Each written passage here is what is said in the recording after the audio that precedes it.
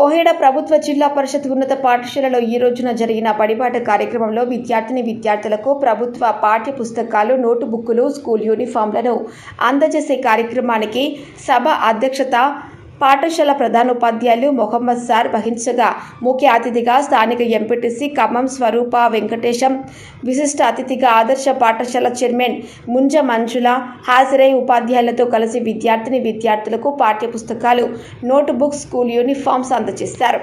కోహెడ పాఠశాలలో 10th లో 100% ఉత్తీర్ణత శాతం సాధించేలా కృషి చేసిన హెడ్ మాస్టర్ మొహమ్మద్ సార్ గారికి స్థానిక ఎంపీటీసీ శాలువాతో సన్మానించి అభినందనలు తెలిపిన అనంతరం మాట్లాడుతూ, ప్రభుత్వ పాఠశాలలను కాపాడుకోవలసిన బాధ్యత ప్రతి ఒక్కరూ తీసుకొని ఎక్కువ సంఖ్యలో పిల్లలను చేర్పించాలని, పిల్లలకు ప్రభుత్వం ఉచితంగా పాఠ్య పుస్తకాలు, నోటు బుక్స్, స్కూల్ యూనిఫామ్స్, మధ్యాహ్న భోజనం పెట్టి నాణ్యమైన విద్యను అందించే ప్రభుత్వ పాఠశాలల్లోనే పిల్లలను చేర్చి విద్యను అభ్యసించాలని ఎంపీటీసీ కోరారు.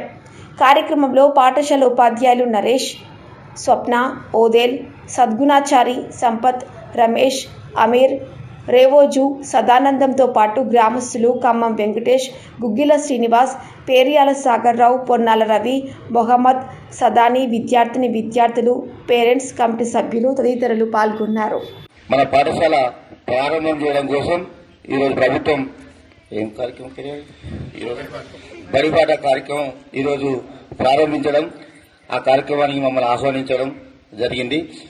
ఈరోజు మీకు పుస్తకాలు అంటే మనం ప్రభుత్వ పాఠశాలలో చదివితే చిన్నతనంగానే మన విద్యార్థులు ఆలోచించకుండా, ఎందుకంటే ఈ ప్రభుత్వ పాఠశాల నుంచి చదువుకున్న వాళ్ళలో ఇక్కడ ప్రభుత్వ పాఠశాలలో చదివే అంటే మీకు విద్యను అభ్యసించేటువంటి సార్లు మన టీచర్స్ ఎవరైతే ఉంటారో వాళ్ళు ఎంతో ఉన్నత చదువులు చదివితే కానీ ఇక్కడ ఉపాధ్యాయుడిగా వాళ్ళకు జాబ్ రాదు.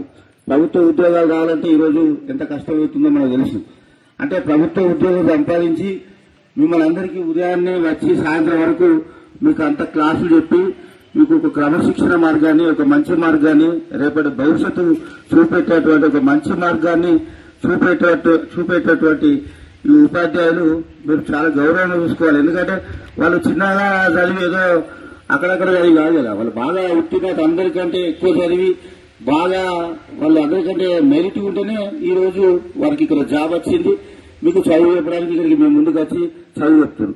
వాళ్ళు అన్ఫిట్ ఉంటే మీ దగ్గరికి జాబ్ రాదు, ఇక్కడికి కాదు కదా, ఎంతమందిని వాళ్ళు దాటుకొని రావాలి ఇక్కడికి, అది మనం ఆలోచించాలి.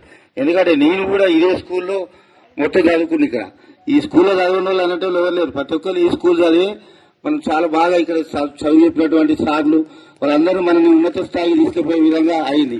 ఈరోజు సార్ చెప్పింది, ఇంతకుముందే చెప్పిండు మా అమ్మ సార్, మనం మండలం మన టాప్ పొజిషన్లో ఉంది, మన విద్యార్థులు చదివిన దాంట్లో అన్నారు.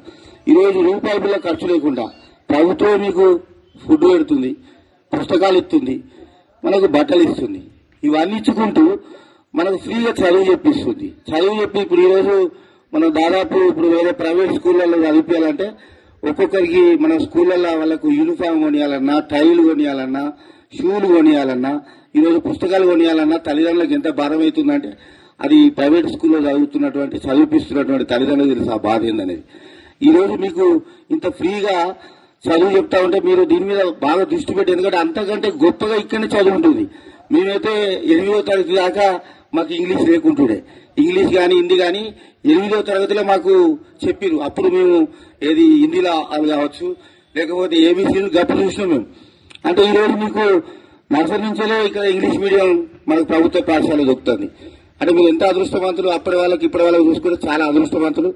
మీకు ఈరోజు మన అంతకుముందు ఉన్నటువంటి టీచర్స్ ఏమో మమ్మల్ని అంత కట్టబట్టుకుని కొడుతుంటుంది, బాగా క్రమశిక్షణ ఉంటుండే, ఏది విపరీతమైనటువంటి అంటే మనం